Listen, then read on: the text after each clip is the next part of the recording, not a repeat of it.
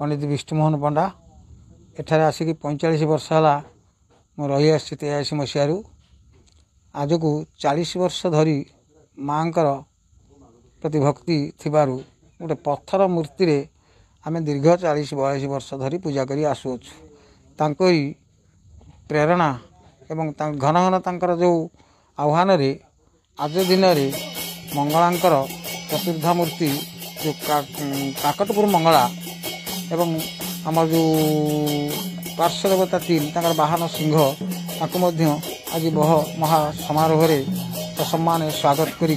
आज घर को अणागला आमर ये जो कार्यक्रम 4, 5, 6, 7 4 दिन धरी महा समारोह रे अनुष्ठित हेब एवं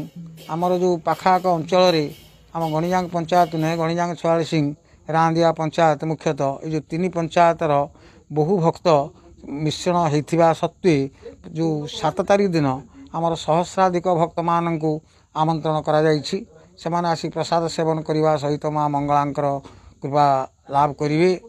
तेणु से माँ मंगलांक श्रीचरण रे एतिकी प्रार्थना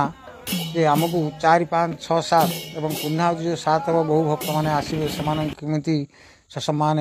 टे जलजोग कर पुण्याहुति प्रदान करेंगे माँ शुभाशीष करुणा लाभ करेंगे एतिकी माँ मंगलमय मंगलांक श्रीचरण मोर प्रार्थना एवं से मंगला पीठ निकटरे पंडित विष्णुमोहन पंडा जी की जड़े आदर्श अवसर प्राप्त शिक्षक जड़े वेद विद्वान से माँ परम भक्त तांकर अनेक दिन आशा थिला जे एक मंगला मंदिर निर्माण करवा एवं यही आशा 2025 मसीह फलवती होती मंगला मंदिर संपूर्ण हो सारी एवं तार मूर्ति स्थापन एवं मंदिर प्रतिष्ठा उत्सव पर दिन धार्य हो सारी मे मास 3 तारीख रु 7 तारीख पर्यंत एठारे यज्ञ आयोजन हम आज माँ मूर्ति धान्याभिषेक होती माँ मूर्ति आसिक पहुँची जाइए